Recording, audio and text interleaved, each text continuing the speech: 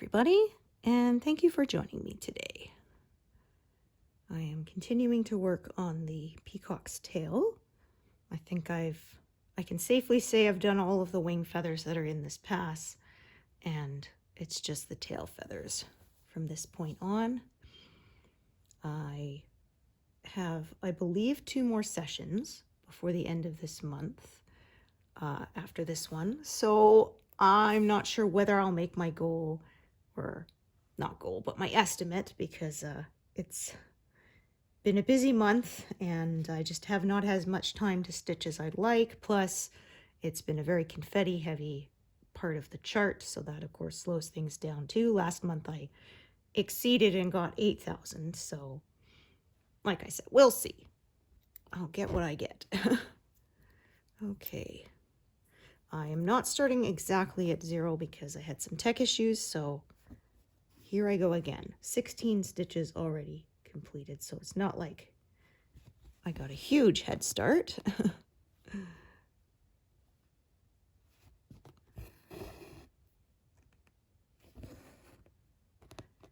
There's not as many colors here, but they do kind of intertwine and intersect with each other, so that requires more color changes, so that slows things down a bit. So we'll see what I get. Been kind of finishing off. There's one big eye motif, and then there's going to be another one coming in underneath it because of the way that the feathers overlap each other, as has been the case throughout this peacock tail.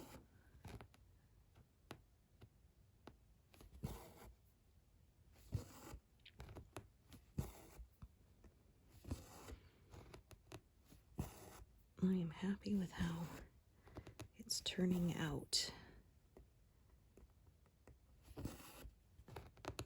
So someone, because I've mentioned before, I couldn't buy 939 on a cone, but actually 123 Stitch does sell smaller cones. They're the 100 gram, not the 500 gram ones, but which are about 450 yards, I think it is. So 123 Stitch does have pretty much every color on a cone that I've seen. So I ordered some. Those are my Christmas present to myself. It is coming from the States, so fingers crossed that I won't have to pay duties. If I do, then it'll turn out that, yeah, it wasn't cheaper, but oh well. I do kind of, I don't know, just my magpie brain kind of likes having the cones. Likes the collecting. I was buying some more supplies for future projects. I did my whole make a spreadsheet, how many stitches of a color, combining the projects, and then seeing what I have.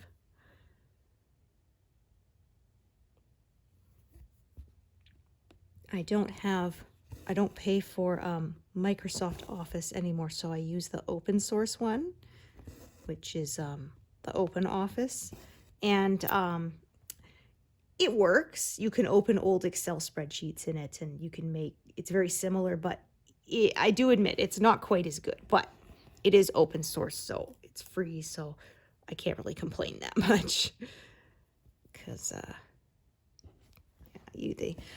I don't like this trend of you don't have the software on like a CD-ROM. You have to download it and pay for a license, which means they make it into a subscription service instead, because of course then they keep making money off you continuously. And I don't like that. That's my my old person kind of complaint is I think that when you own something, when you buy something, you should own it. I mean, some things I get why they're streaming and stuff, but generally I prefer to buy things that are actually mine. Like I said before, I had some books that I had spent quite a bit to track down out of print, And this was before ebooks really became a big thing. And then they became available for free as ebooks. And so, of course, I downloaded them because free. And then I was thinking, oh, I guess I can get rid of these. And I'm just like, I can't make myself do it, though, because, like, I mean, what if something happened to my digital library? You just never know because you don't actually own them. And Amazon changed it. You used to be able to download a digital copy to an actual hard drive, but they discontinued that, I think, about a year ago or something.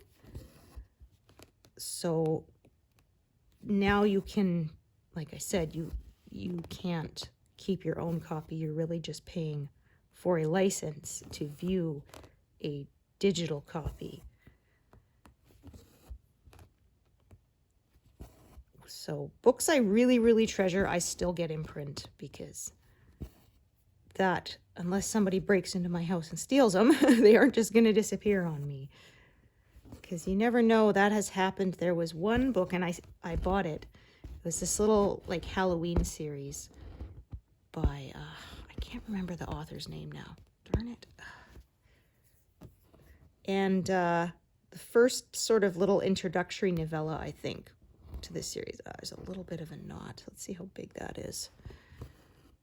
Yeah, that's pretty big. So, yeah, I think I'm going to cut this and restart. I hate when that happens, but sometimes it just cannot be avoided. Anyway, so I had the first sort of introductory novella to the series, and I quite enjoyed it. So of course, it takes me a while usually to get to a book, even after I've downloaded it. It can sometimes take me years. So I read the book and I thought, oh, I wouldn't mind going for the rest of the series. And I went and I looked and it was gone. I guess the author, she was still around, but I guess she no longer wanted those books to be available. And so she had unpublished them or whatever. And so if you bought a copy, like, I still have the original novella, I still have that. But the other books of the series, I can't get them now. Because it's not like I can buy a copy from someone else. A digital copy is not transferable because of copyright issues. Because technically, if you're sending it to someone, like, you're kind of making a second copy almost, kind of thing. Like, they'll have a copy and you'll have a copy. So it's not transferable, like, say, selling someone a physical book is. And so I was kind of disappointed because I was like, oh, I enjoyed that. And if I'd known it was going to disappear, I would have bought the rest of the series then. But of course, I didn't want to buy the rest of the series if I hadn't read any of the books, because if I didn't enjoy it at all, it'd be a total waste, right?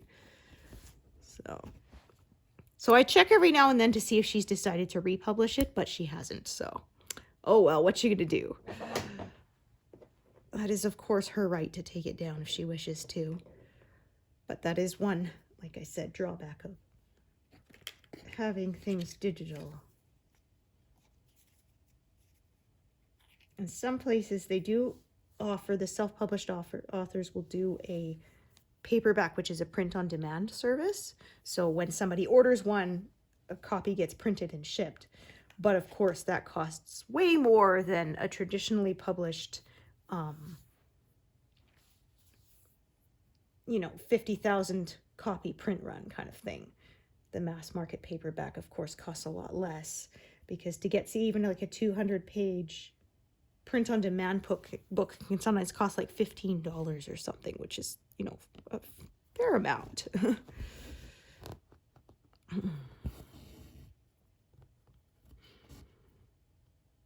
Although I say that, but mass market paperback has kind of almost disappeared. Everything is trade paperback size, the bigger size, or hardcovers. I was actually listening to a podcast about it, and they were saying that how the industry has kind of changed now, because with mass market paperbacks, they were $5 to $8 kind of thing, and so people were often a lot more willing to take a chance on an author they'd never read before. But if it's only a trade paperback book and it's $15, you're going to start you're not going to buy as many books. I mean, your money just won't go as far for one thing. And for another, do you really want to risk $15, $20 on an author you've never tried before?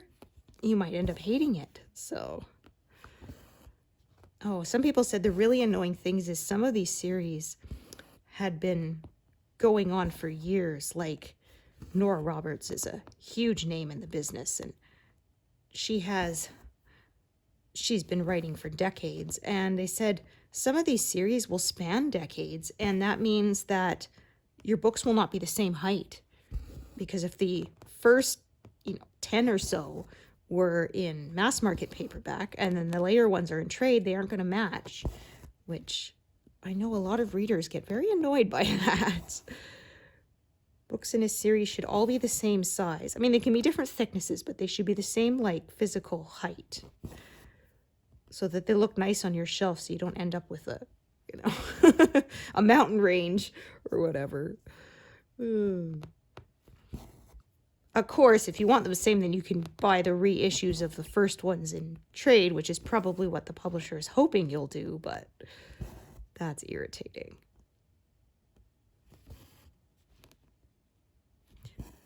Some places will not accept mass market paperbacks as donations or anything anymore either.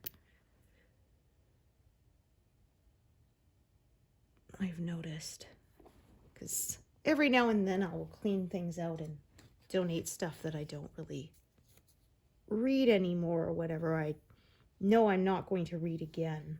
And I went to one place and I was dropping off a bunch of yarn and some other things, and then they said, do you have any books? And I said no. They said, okay, good, because we won't take them. I'm like, oh really?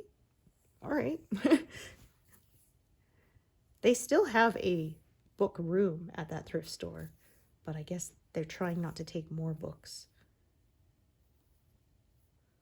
That was definitely my favorite room at the thrift store, that's for sure. But I guess it's like me, I don't really buy physical books as much anymore. I'm more of an ebook reader. Like I often say, I like being able to make the font bigger. And I do like the fact that I can carry basically 1,000 books with me on a device. Because I had more than once I was carrying a book to read and I finished it or I lost interest in it, and then I had nothing to read. But here it's like, well, if it's on my phone, next. I'm thinking I may even make my yearly reading goal before December even starts. I'm getting pretty close to it.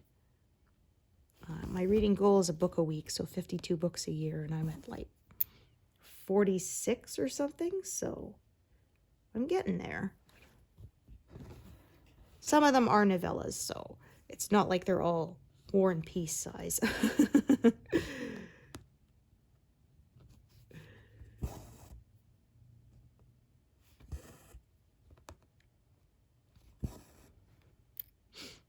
I've seen trends change quite a lot. There was a while when, in romance anyway, everything was 300 pages or less, which sometimes is just really not enough for a good story.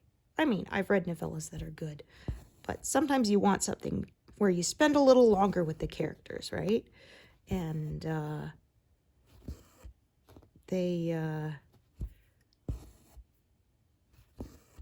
I think self-publishing has really changed the industry a lot, because there was a while, I remember, I love historical, and it was really hard to find anything that was set as one place I follow says, not in a ballroom. Everything was Regency or Victorian era kind of thing and nothing else. And authors were getting quite frustrated too, because they would pitch a book and they're just like, nope, if it's not in a ballroom kind of thing, we don't want it.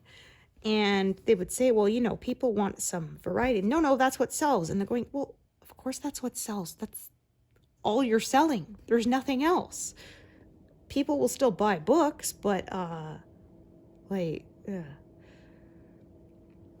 if that's all you're offering, of course that's what's selling. That's all they can buy. Oh. So I said that's one nice thing, kind of online publishing kind of gave people an avenue to get those stories out when traditional publishers didn't want them.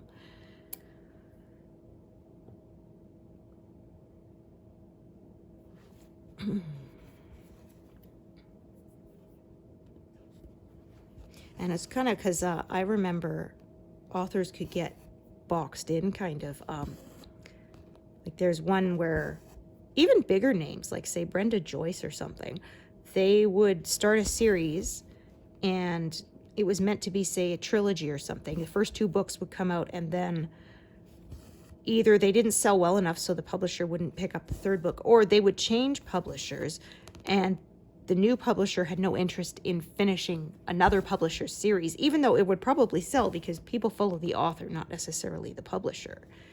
But they wouldn't want to do it, so fans could be left kind of hanging, right? And so that's one nice thing, like I remember Carly Phillips did that. Her traditional publisher did not want to finish some series she'd started, so she published other stories with them, and she self-published the last books in the previous series. So it's kind of a nice, like I said, option for them to have to do that. Okay, so I'm gonna probably work down to sort of, or I can see that the color kind of comes around here because this is where a new motif starts. So I'm probably just gonna come down to about here and just kind of grow out sideways, and then I will continue growing out again. But this is kind of where the color changes. So I'm gonna probably just, that'll be a natural stopping point there.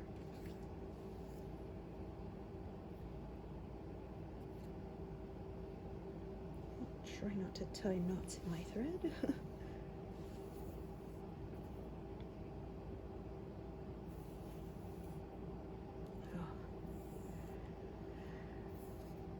Yeah, I was saying I was making an inventory of my, oh, and I did tie a knot anyway. Darn. That's annoying. Anyway, I was doing inventory of what thread I will need, and then I went online, and in Canada, the cheapest I could find for DMC thread is $1.10 a piece. So if I can go to a brick and mortar place like Michael's, it's cheaper. It's like 80 cents, but everywhere else in Canada is expensive. So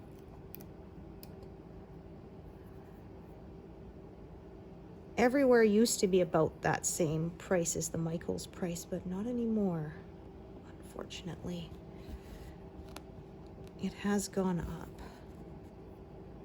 I know in some countries they have it even worse. They're paying like $1.40 for it, which I guess is why some people have been switching to the CXC thread, which is, it uses the same color numbers, but it's polyester. It's either a polyester cotton blend or it's just polyester, but it's much, much cheaper. And I'm using the full DMC because honestly I'm not sure how well it would iron with polyester, and I do make mine into wall hangings, which requires a lot of ironing, and I wouldn't want it to get all shiny looking, so, which I don't have that problem with cotton, so there's that to consider. And I personally wouldn't risk mixing, you know, doing some DMC and then switching to CXC, because I think there could be enough of a color variation that it might be noticeable, especially in big blocks. But if you're using just CXC, apparently a lot of people quite like it. The website Threadbare did a post about it where they tried it, and they said that they were quite happy with it, that they found the coverage a little bit better, especially in the dark colors like black, and that they tried washing and everything and it was just as color fast. So like I said, if you're on a tight budget, maybe it might be something you want to consider trying. But like I said, by the time I discovered it was a thing, I already had a ton of DMC, and I didn't want to mix different ones since they are different fibers and they might have a slightly different look to them. So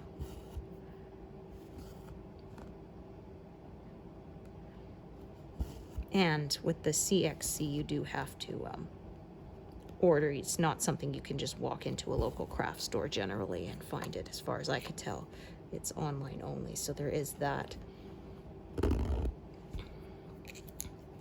And a lot of places only want to sell you a set of CXC, which isn't very useful if, say, you need, 10 skeins of one color and only one of another. It's not going to be very useful to buy an assortment that's sort of one of each kind of thing. There are places that do custom orders. Okay, that almost felt like it was trying to form a knot, but I guess it was just because it was twisty.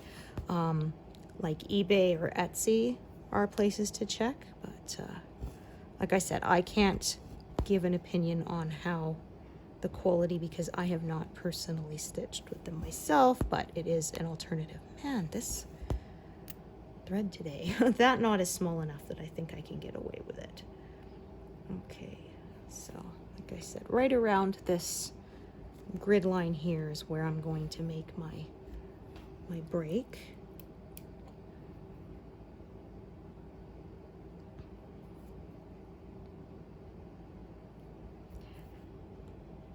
Like I said, I haven't stitched as much. That's because I've been watching figure skating, and there's been one every weekend in November, so, of the Grand Prix series. Grand Prix final is beginning of December, like the first weekend, and then there'll be nothing until January, so. And I get some time off in December, a week and a bit, so I should be able to get some good amount of stitching done then, although I do plan to do some work on a different piece, so it won't all be on this one. But I am hoping to get, like I said, this pass completed by the end of 2025. Oh, this stupid knot. I probably should cut this out. Yeah.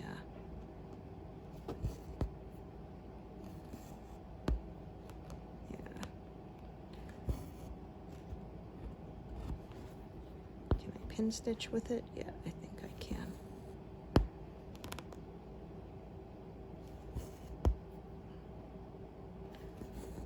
Yeah, such is life.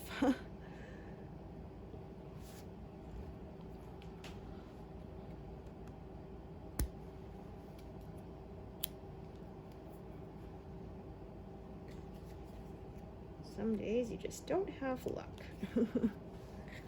Okay, so oops, there we go. Back up to here, and I'm going to keep, like I said, sort of filling in this sort of area, and then move down. So so this is, like right here is line 450, and the whole piece is 550 wide, so 10 more columns by the end of the year is maybe doable. I hope so. We will see. Yeah, I've also been busy because I've been having the acupuncture treatments on my neck too.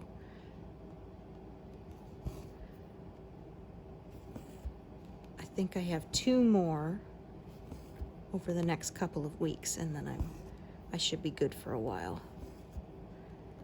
It's I've been really happy with it. It's really helped. And I think I needed fewer, because last time I needed quite a few, because I waited till it was really bad. And this time I got proactive with it, and I went to see her before it got bad. And so I am definitely glad that I did that, because well, I didn't have to be in pain, and I don't need as many sessions. So yeah, because she said she noticed too when she was doing it, she said, yeah, it's getting stiff and tight, but it was definitely not as bad as the first time I went to see her, which was last year, or earlier this year, I should say.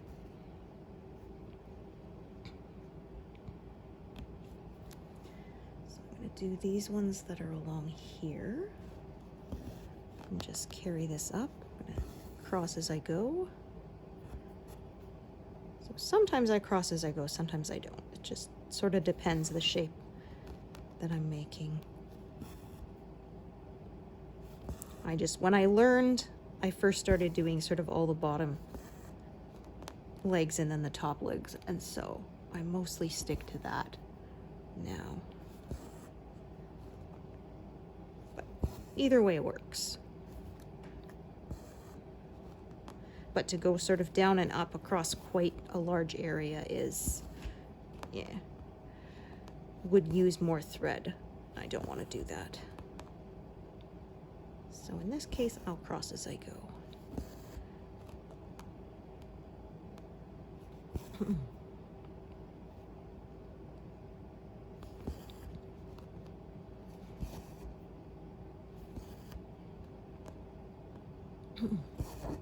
Ooh, goodness, let's not do that again. I've already had 2 knots. I'd rather not have any more, thank you very much.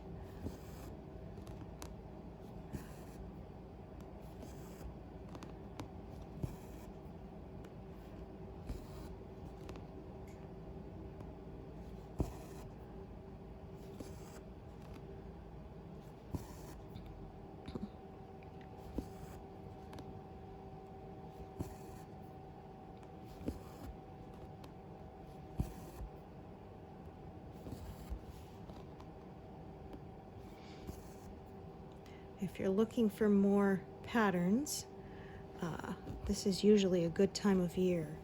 A lot of places have their end of year sales, and a lot of places are going to be retiring patterns by the end of the year. So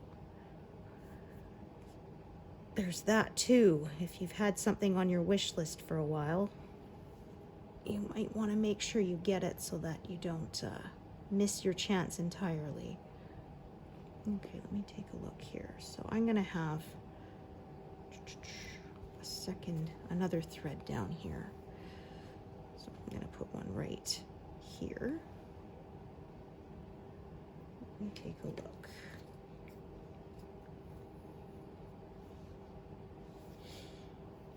I did my inventory for the next, another 6 projects, and I'll need like 900 skeins of thread. Oh boy. That'll take me a while to collect, I guess. Oh, oh dear me.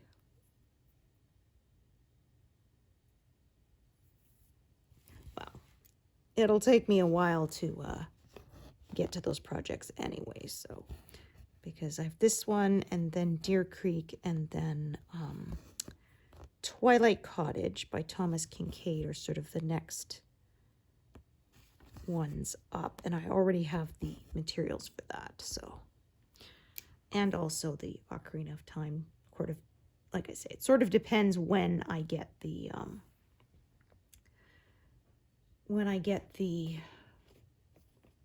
black background all done and stitched in.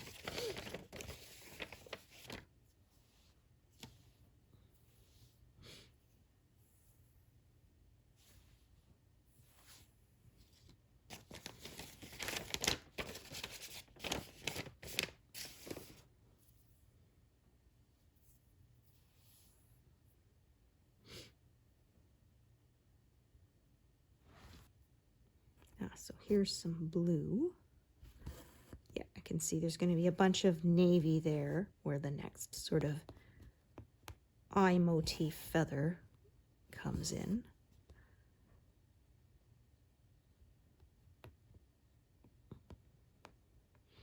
And like I said, I'm kind of sort of drifting off about here, filling this in, and then we'll continue from there.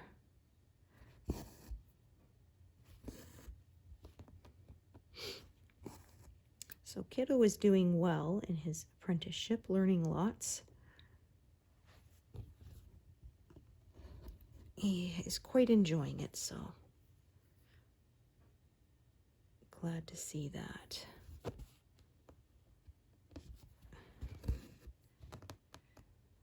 Yeah, you never stop worrying about them, do you? That was a thread I was on, and people were saying, you know, what are the things nobody prepares you for having kids? And I said, it's the worry. I said, like, I foolishly kind of thought, you know, as they get older, more independent, you'll worry about them less, but you don't. It just changes what you worry about. And you do have to sort of, as they get older, remind yourself, okay, you know, I've done my best to raise them right, and now you have to let them make their own mistakes, right? So he's still living with us while he studies, obviously. And that's fine. I'm not eager for him to leave.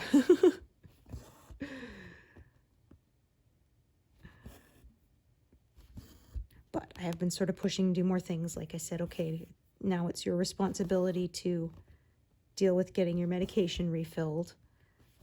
You know, you're an adult now. He used to have me always tell the hairdresser how he wants his hair cut. And I said, no, you're old enough. You can tell them, because you're going to need to. Because I said, you got to learn to do these things, you know, gradually. So when you leave and you're on your own, it's not a huge shock to suddenly have to do everything by yourself, right? I said, so this way you get used to it. You won't have to learn a ton of skills all at once.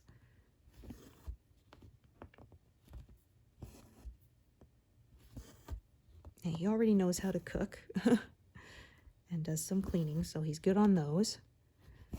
He actually took commercial cooking in school for a while. He considered he might want to be pastry chef or something, but decided to go into electronics instead, like his dad. Although his dad said to make sure, you know, like, don't do this just because I do it. Do it because you actually want to do it. You know, we want you to be happy with what you're going to spend a lot of your life doing. Okay. Yeah, not a lot of this color left, although I think, yeah, I won't be getting any zeros because there's some in the very last pass too.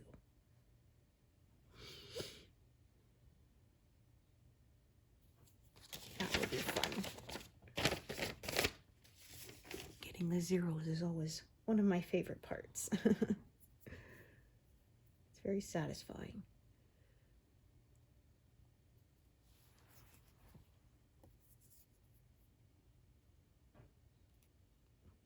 I finished watching the Monty Python series, and that last season was dreadful. I think because John Cleese left, he went to work on like Faulty Towers and stuff, and he was obviously one of the funniest ones because the last season only lasted like 4 or 5 episodes, and a lot of the sketches just did not make sense at all. I mean, Monty Python's always a bit madcap, off the wall, doesn't make sense, but I mean, it really didn't make sense and wasn't funny like the earlier seasons were. So the classic ones, the cheese shop and those kind of ones, they were in the earlier seasons. Crunchy Frog.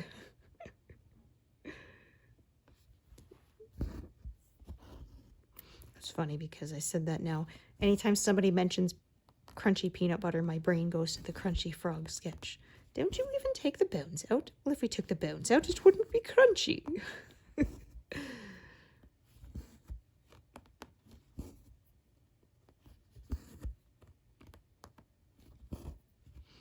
the Ministry of Silly Walks. Actually, it was funny. Somebody made a, what you might call it, a wall clock, and it was the Silly Walks clock, and so it's John Cleese when the legs are the hands of the clock.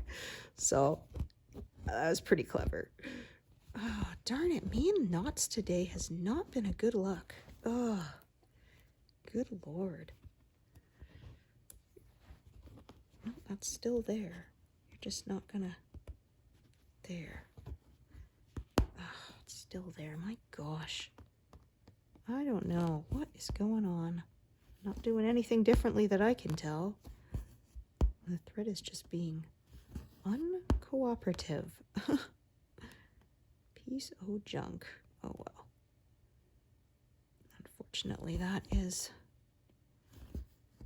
one of the things you deal with this craft. Yeah, not as small, but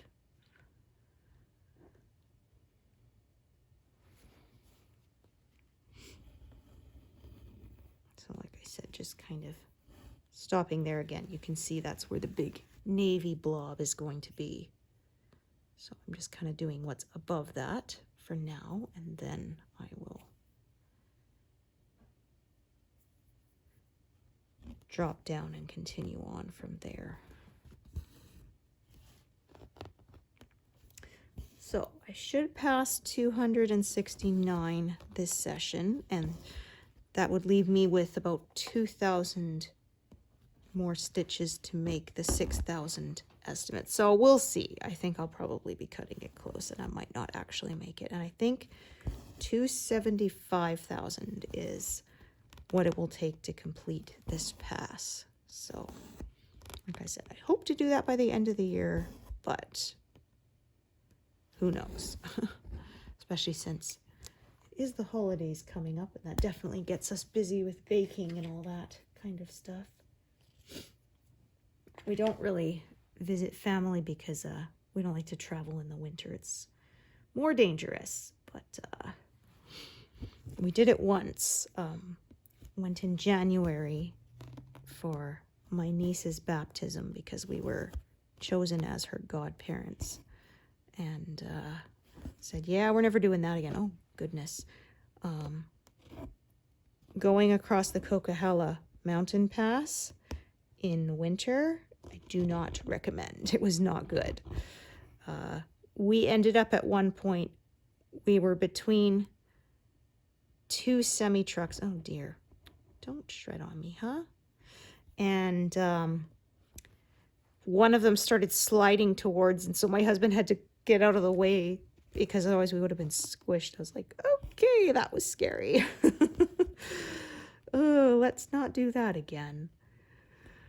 That's one way to get your heart rate up. And the pass ended up closed for quite a while because a car carrier jackknifed and spilled cars all across the highway. Thankfully, nobody was hurt. It was just property damage. But of course, that took several hours for them to clear. And yeah, it wasn't fun. It was actually, if you ever see the Discovery Channel show Highway Through Hell, a lot of their stuff is on the Coquihalla highway because it's nasty. Yeah, my husband and son love watching that. Highway Through Hell, Ice Road Truckers, Heavy Rescue 401, that one ended. There's a new one that just started, I think, last year called Rocky Mountain Wreckers, which is a similar thing. And yeah, we have actually driven those highways quite a few times and can confirm they can get pretty nasty.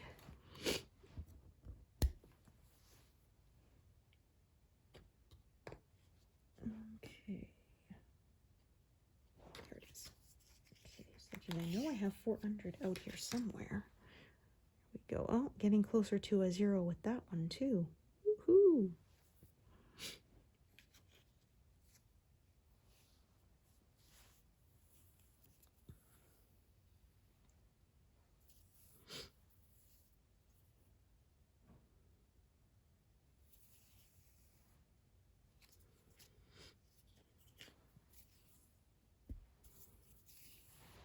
My husband, his family lived up in, when he was a kid, they lived up in Hope, BC for a while. So he says, yeah, he recognizes a lot of those highways. Up in the mountains. A lot of movies were filmed up there. Oh, gee, come on. Don't do that. Hey, there you go. Want all of them to go through the eye. All of the fibers, not just half of it. There's a bridge as you go into Hope, BC that everyone calls the Rambo Bridge because it was in the movie Rambo. There's a short little section of railroad track that was actually near their backyard. So there's a railway here. I said, no, actually, that was from where they filmed Iron Will. It was just a track to put the train back and forth across it for filming. And I don't know if it's still there, but back in the 90s when his family lived there, it was there. So a lot of, like I said, like winter mountain scenes that you see in movies get filmed up there. They had actually their church for a while. The was used as a set for a movie, and it didn't have stained glass windows. So the set decorators actually stuck decals to the windows to look like stained glass, and the church just kept them after that because they looked pretty. And it was really, you couldn't tell that it was stickers and not actual stained glass unless you went, you know, right up to it and actually looked at it close up. It looked like stained glass, so they left it there.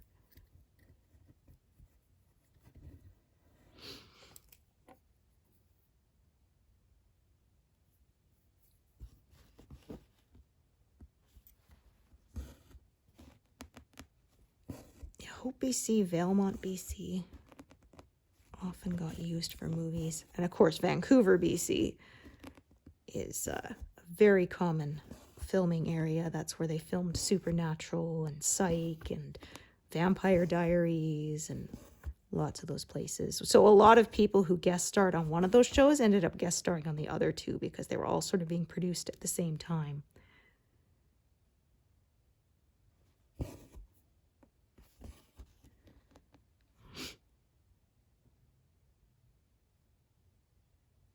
Okay, so I'm going to do that.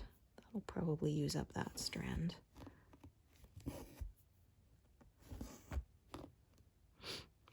So it's funny because they're not set in Vancouver. They're supposedly set elsewhere, but they were filmed in Vancouver, which of course they made fun of on Supernatural with like the French mistake one.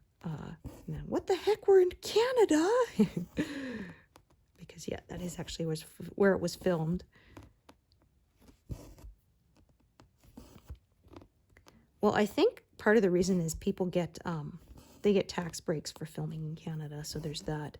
And also it's not quite as heavily populated as, say, a major US city, so it's easier for them to like block off streets and stuff when they need to film things, so it gets used quite a bit. But yeah, it's kind of funny because they'll do shots of like the harbor and it's meant to be Seattle, and I'm like, nope, I know there, I've been there.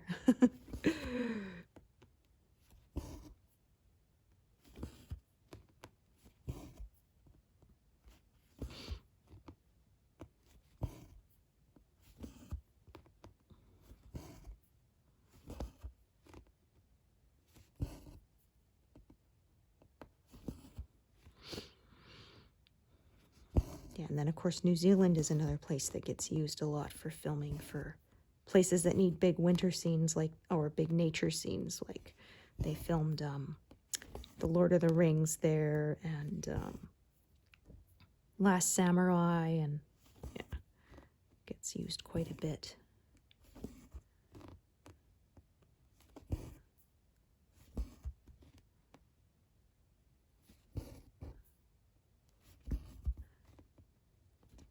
There was one TV movie I watched that actually used my old high school as a set. And it was just one of those little like Hallmark ones or whatever. But anyway, they climbed into the school, or they were trying to break into the school or out of the school or something. Anyway, and there's at the window and there was a hill, and I'm like, I know that hill. And so I looked up filming locations, and it was like, yep, okay, it actually was my school. Because I was like, if that's not my school, my old high school, I'll eat my hat. And it was. Because, yeah, the hallways and stuff were really familiar. But the sight out of that window, I was like, and there's another, because it was like the high school, and there was like a little hill, and then the elementary school. And I was like, yeah, that has got to be I saw that hill every day for several years. And yeah, I was right. It was Abbotsford. It was filmed in.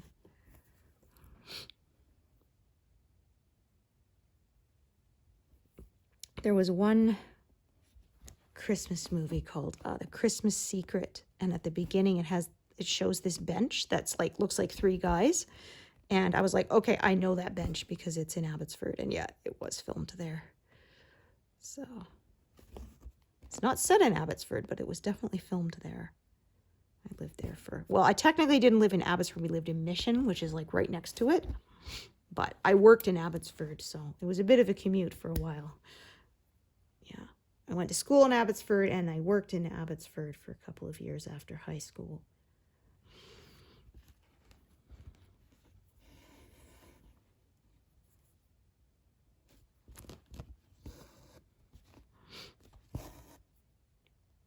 Yeah, in Mission, BC is where they have the big abbey up at the top of the hill. It's really beautiful. The acoustics are amazing, but if they were almost actually too good, that you would get too much echo when the choirs would sing.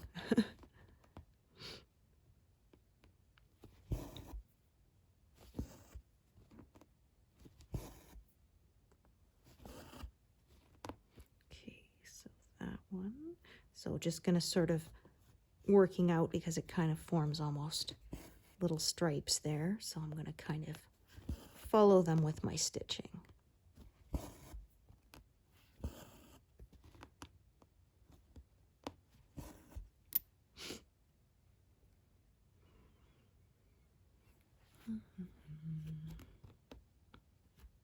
So switching from reds to some purple as we get, like I said, into that next sort of eye motif there.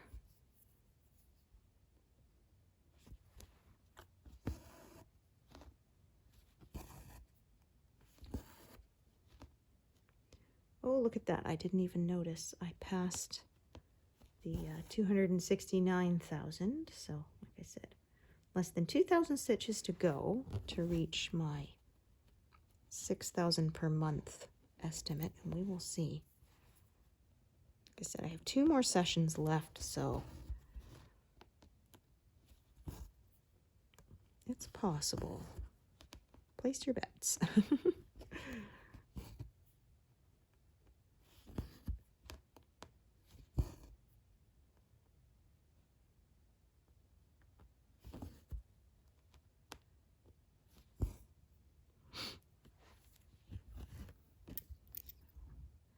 Just gonna kind of take these threads here and set them aside for now, out of my way, because I'm kind of focusing on this area now.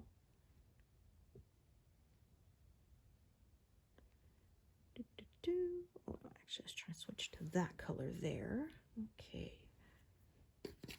498.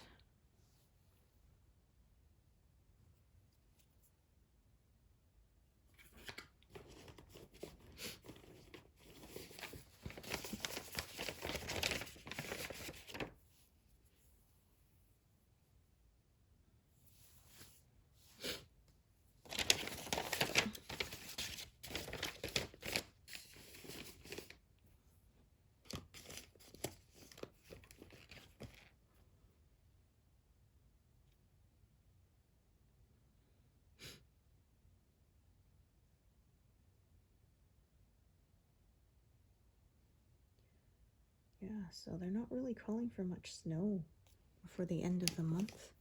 Maybe 5 centimeters, which is not much. Every year it seems to get a little bit later. Usually when it's this mild, at the end of the year, we really pay for it. January, February. We end up with a week of like minus 50, and yes, that's 50. Where basically the furnace never stops. It'll kick off for like 10 seconds and then kick back on again. It's wild. Oof.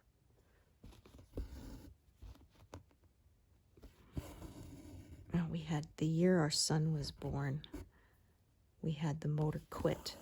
So it would only run for a little while and then it would stop and you had to manually start it again.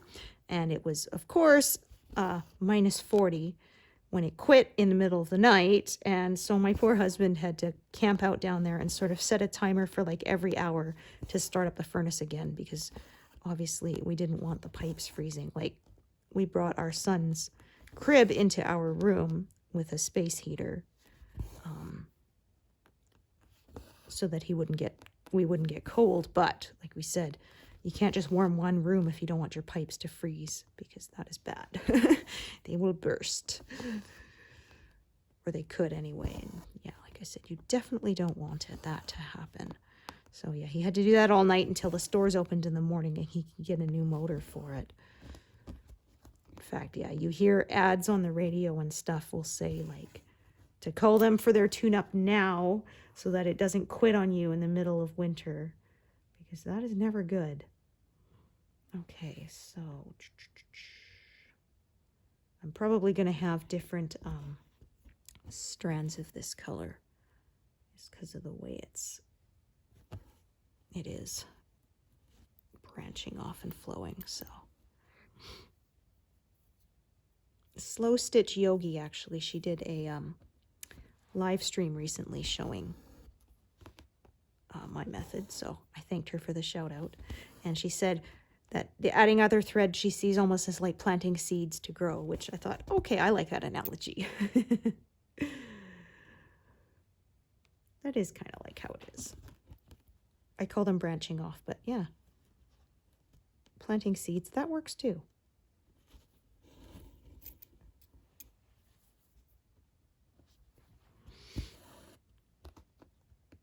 And I guess they kind of both use growing metaphors, branches or seeds.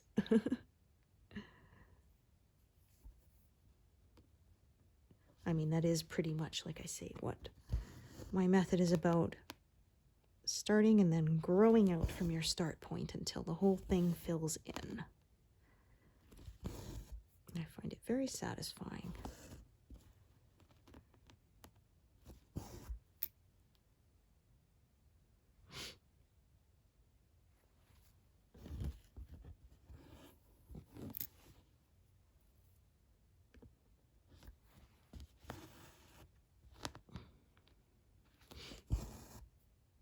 So 88% completed should not be an issue, because yeah,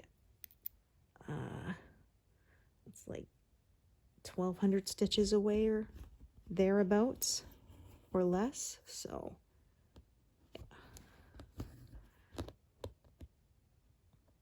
So I might hit 90 by the end of the year. That'd be fun.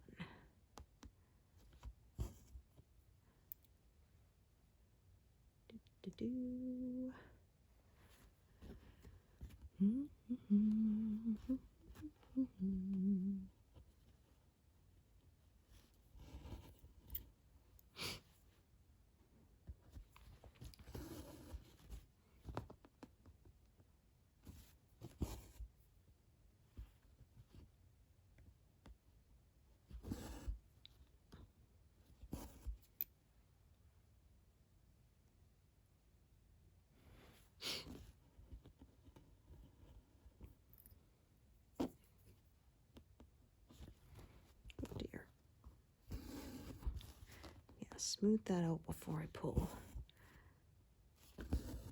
Otherwise, you can end up making a knot, which I do not want.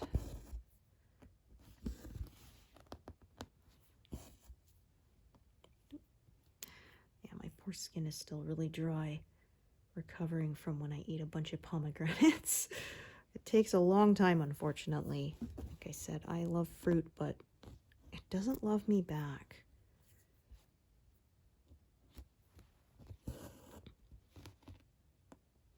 So I'm going to carry this thread down this way and I'll start new ones for those next bits that are there.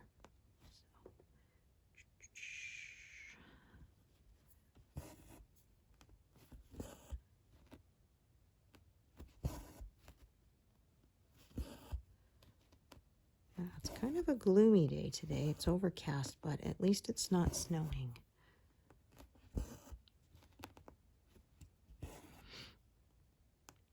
Although I say that, but I actually find the rain more depressing. And I grew up on a lot of my childhood on Vancouver Island where it rains a lot.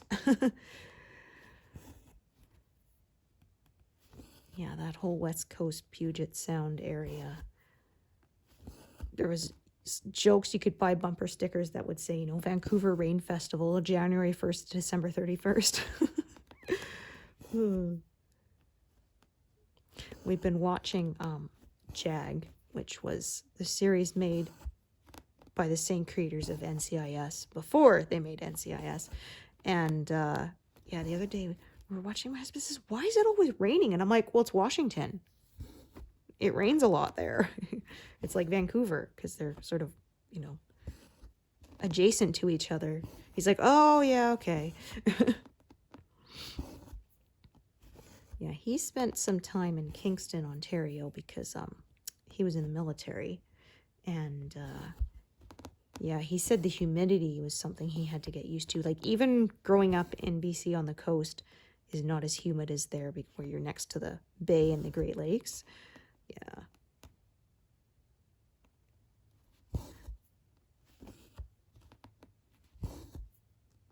Yeah, I definitely do not like the humidity. I noticed when we moved out here to Alberta, my back pain got better because the air is drier. So my skin doesn't like it so much, but my joints do. And I'm like, well, I think it's easier to deal with dry skin putting lotion on than sore joints. So I'll take the trade-off.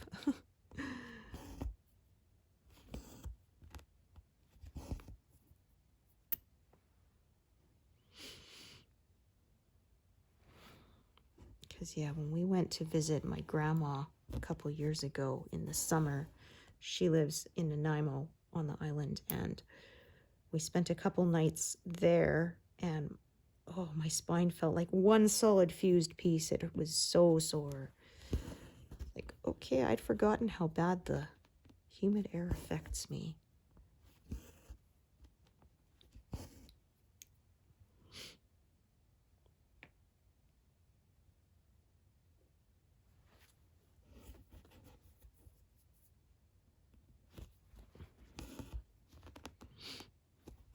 Yeah, because I kind of said I missed the ocean. I grew up near it, but now I'm like, yeah, even if I had the choice, I don't think I would live near the ocean anymore because the joint pain would be not worth it.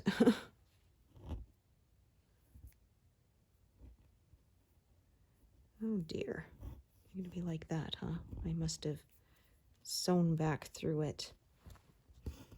That happens sometimes. I remember when I was a kid and we had my 4th grade teacher, I think, was talking about he used to live in the prairies and they took the kids to on a longer field trip out to the coast. And he said the kids went out to the ocean and were lifting up, you know, handfuls of water and tasting it because they didn't believe it would actually be salty because they didn't know the ocean. Ugh.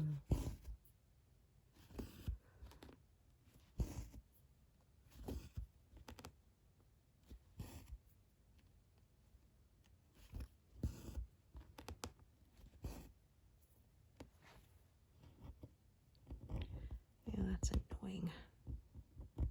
I hate when that happens. Yeah, I'm just, oh, look at that. Pulled it free.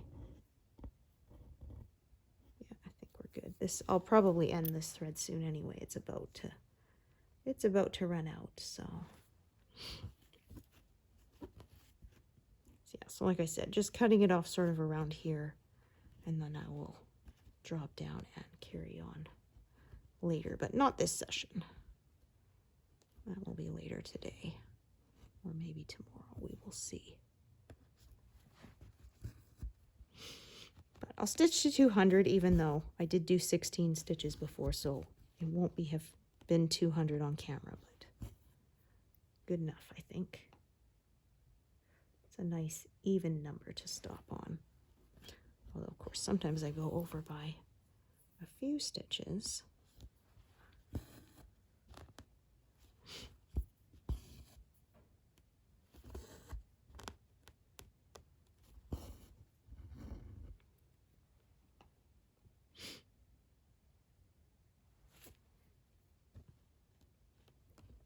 This thread, I think, is going to finish up. Actually, I might be able to finish that sort of little section with it. I'll just park it and leave it for later.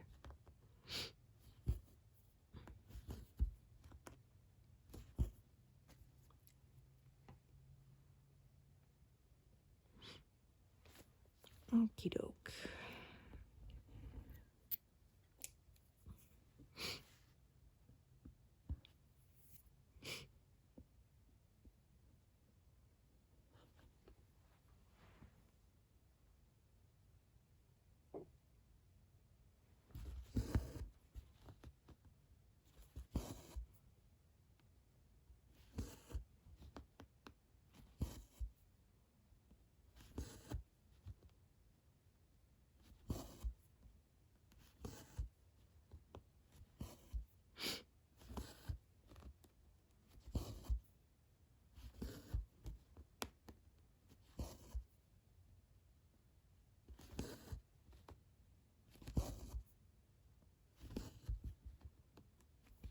Yeah, here's where the blue starts to come in again.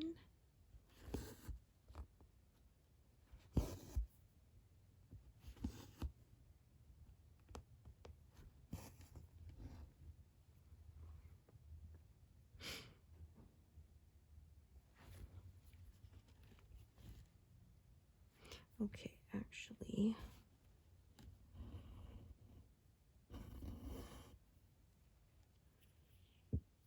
pardon me, kind of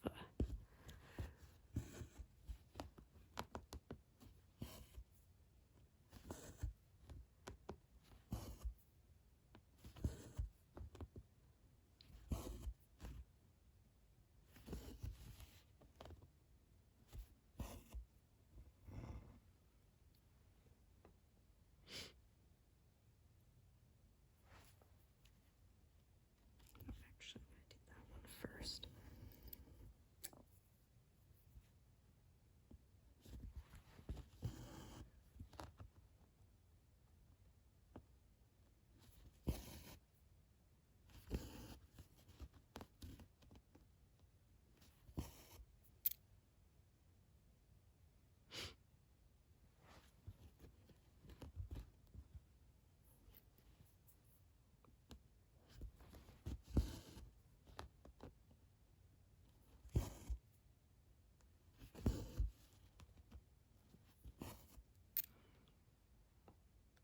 Just over 200. I'll do these two that are right there and then park.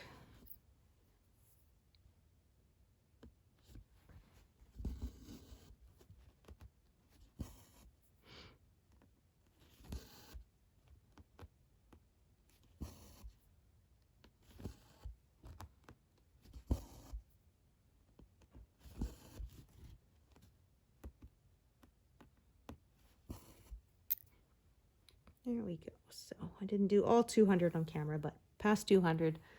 Been stitching for over an hour, so that seems like a good stopping place. Thank you so much for joining me today, and I hope to see you here next time.